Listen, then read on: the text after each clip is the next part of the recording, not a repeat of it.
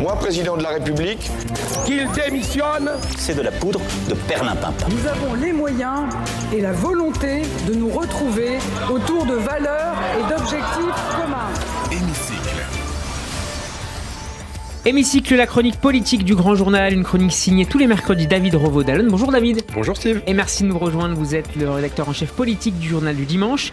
David, vous vous intéressez aujourd'hui au silence du chef de l'État qui, depuis le début du mouvement de mobilisation contre la réforme des retraites, ne dit pas un mot ou presque. Et oui, qui ne dit mot consent, dit le proverbe populaire, mais là il y a quand même de quoi se poser des questions. Où est donc passé Emmanuel Macron ? À l'évidence, il est de plus en plus loin de la scène nationale, alors que la guerre d'usure autour de la réforme des retraites s'intensifie avec une influence record dans les rues de France hier à l'occasion de la 6e journée de mobilisation.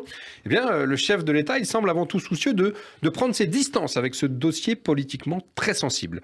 Je rappelle que lors de la première journée de mobilisation, le 19 janvier, déjà il était en déplacement à Barcelone et ces derniers jours en tournée en Afrique centrale, République démocratique du Congo, Gabon, Angola, Congo-Brazzaville.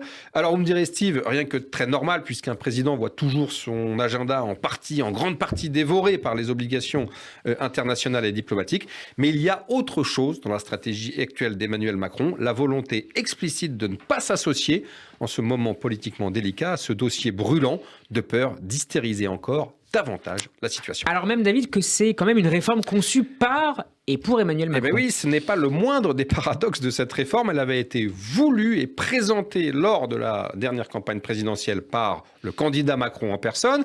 Elle avait été inscrite par lui-même encore à l'agenda de son début de deuxième quinquennat. Et il ambitionnait même, souvenez-vous, d'aller beaucoup plus vite puisqu'il envisageait de faire passer ce recul de l'âge légal de 62 à 64 ans dans le cadre d'un amendement au projet de loi rectificative de financement de la sécurité sociale à l'automne. Il avait fallu toute l'obstination de sa première ministre Elisabeth Borne qui avait plaidé en faveur d'une concertation prolongée avec les syndicats pour que le président abandonne ce projet de passage à la hussarde. Beaucoup de volonté donc pour cette réforme qui tranche singulièrement avec ses absences criantes d'aujourd'hui. Mais il est vraiment absent, David ? On se demande toujours où il est passé. En tout cas, certes, à épisode régulier, il délivre un bref commentaire, un rapide message sur cette bataille des retraites. Ainsi, depuis le salon de l'agriculture ou le marché de Rungis, où il était il y a quelques jours, mais guère plus. Le chef de l'État qui a le sentiment du rapport de force politique l'a compris, la simple exposition de sa personne en pleine crispation nationale constituerait une gigantesque fiole d'huile jetée sur le feu social. Elle attiserait encore plus les braises. Donc ça ne serait pas franchement un atout dans cette bataille de l'opinion que les sondeurs disent d'ores et déjà perdu, puisque je vous le rappelle Steve, seul un petit tiers des Français soutient le projet du gouvernement. Ça fait pas beaucoup. Ça va durer, David ?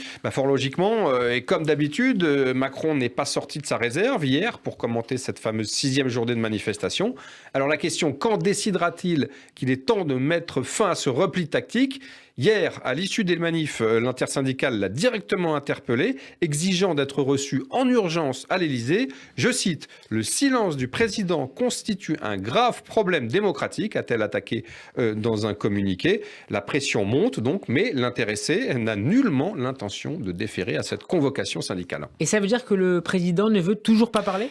Certes, il réfléchit depuis plusieurs jours au bon moment pour une expression d'ampleur, une interview, une allocution télévisée, qu'il espère pouvoir organiser une fois le texte adopté par l'Assemblée nationale. Mais ça, c'est le meilleur des scénarios parce qu'il y a encore beaucoup d'hypothèses plus négatives. Mais en tout cas, à ses yeux, l'heure de sortir du bois n'est pas venue.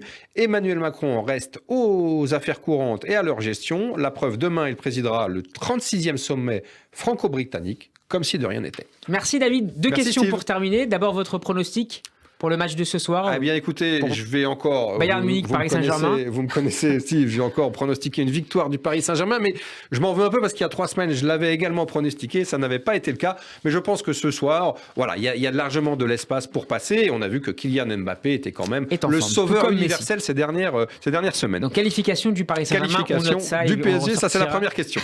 Deuxième question peut-être encore plus importante, c'est votre programme.